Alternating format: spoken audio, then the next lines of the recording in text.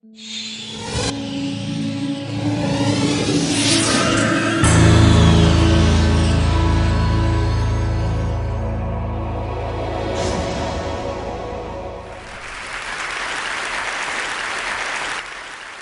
a neuroscientist, and I study decision-making.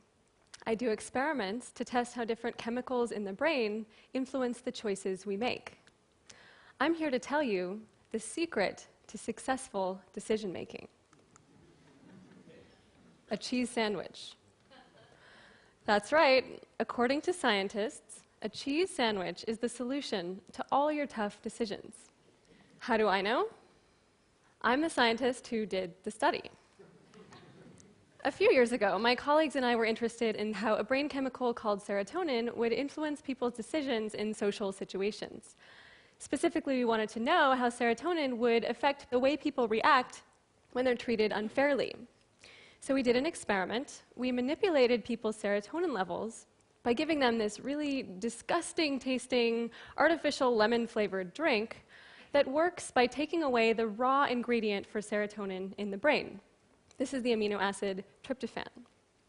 So what we found was when tryptophan was low, people were more likely to take revenge when they're treated unfairly. That's the study we did. And here are some of the headlines that came out afterwards.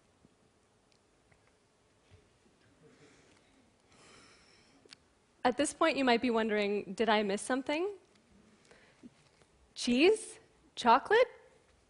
Where did that come from? And I thought the same thing myself when these came out, because our study had nothing to do with cheese or chocolate. We gave people this horrible-tasting drink that affected their tryptophan levels.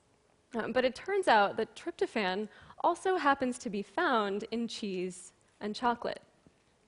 And of course, when science says cheese and chocolate help you make better decisions, well, that's sure to grab people's attention. So there you have it, the evolution of a headline. When this happened, a part of me thought, well, what's the big deal? So the media oversimplified a few things, but in the end, it's just a news story. And I think a lot of scientists have this attitude. But the problem is this kind of thing happens all the time, and it affects not just the stories you read in the news, but also the products you see on the shelves. When the headlines rolled, what happened was the marketers came calling. Would I be willing to provide a scientific endorsement of a mood-boosting bottled water? Or would I go on television to demonstrate in front of a live audience that comfort foods really do make you feel better? I think these folks meant well, but had I taken them up on their offers, I would have been going beyond the science. And good scientists are careful not to do this. But nevertheless, neuroscience is turning up more and more in marketing. Here's one example. NeuroDrinks, a line of products, including NeuroBliss here, which according to its label helps reduce stress, enhances mood, provides focused concentration, and promotes a positive outlook. I have to say, this sounds awesome. I could totally have used this 10 minutes ago. So when this came up in my local shop, naturally I was curious about some of the research backing these claims. So I went to the company's website looking to find some controlled trials of their products, but I didn't find any. Trial or no trial, these claims are front and center on their label, right next to a picture of a brain. And it turns out that pictures of brains have special properties. A couple of researchers asked a few hundred people to read a scientific article. For half the people, the article included a brain image, and for the other half, it was the same article, but it didn't have a brain image. At the end, you see where this is going, people were asked whether they agreed with the conclusions of the article. So this is how much people agree with the conclusions with no image. And this is how much they agree with the same article that did include a brain image. So the take-home message here is, do you want to sell it? Put a brain on it. Now, let me pause here and take a moment to say that neuroscience has advanced a lot in the last few decades, and we're constantly discovering amazing things about the brain.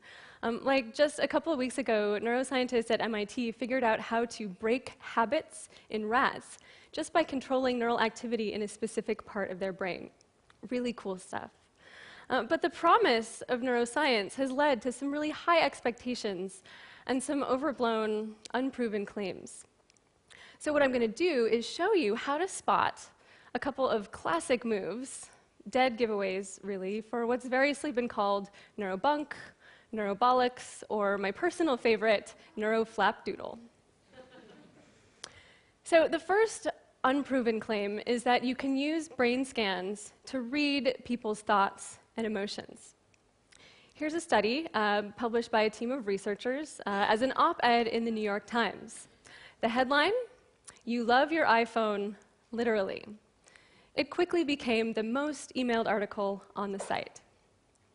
So how'd they figure this out? They put 16 people inside a brain scanner and showed them videos of ringing iPhones. The brain scans showed activation in a part of the brain called the insula, a region they say is linked to feelings of love and compassion. So they concluded that because they saw activation in the insula, this meant the subjects loved their iPhones.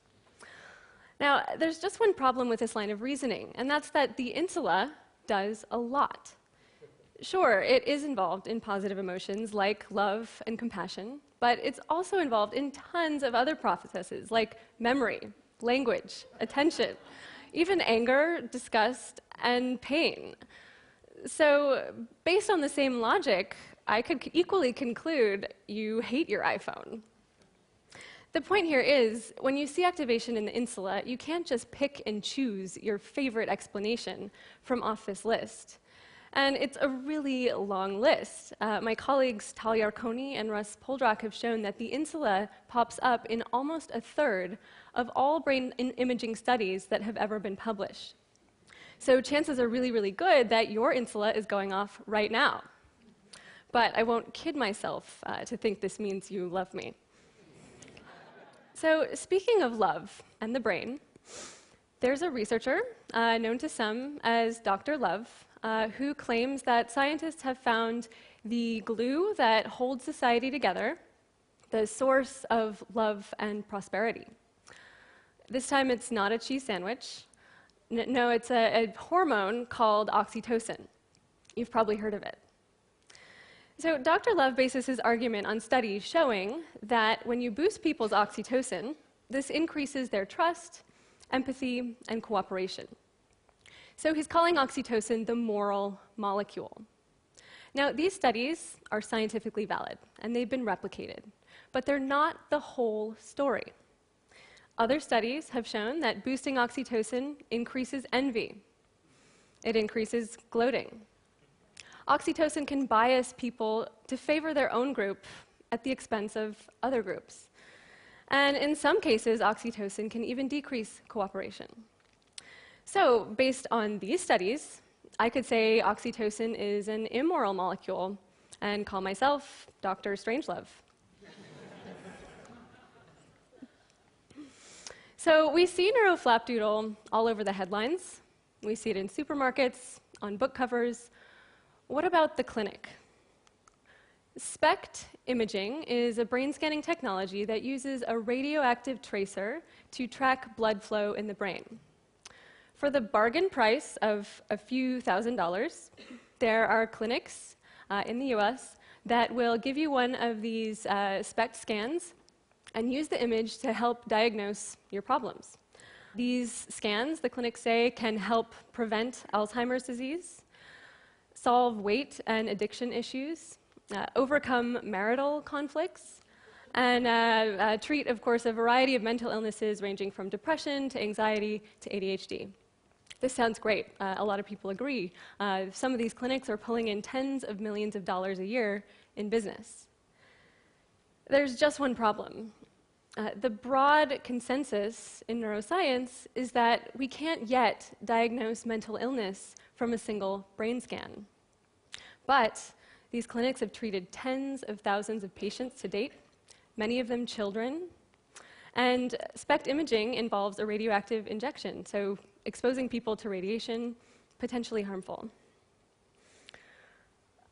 I am more excited than most people as a neuroscientist about the potential for neuroscience to treat mental illness and even maybe to make us better and smarter.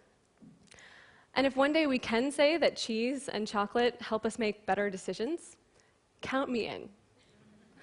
But we're not there yet. We haven't found a buy button inside the brain.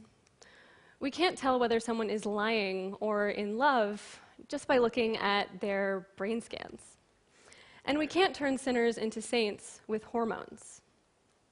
Maybe someday we will, but until then, we have to be careful that we don't let overblown claims detract resources and attention away from the real science that's playing a much longer game. So here's where you come in. If someone tries to sell you something with a brain on it, don't just take them at their word. Ask the tough questions, ask to see the evidence, ask for the part of the story that's not being told. The answers shouldn't be simple because the brain isn't simple. But that's not stopping us from trying to figure it out anyway. Thank you.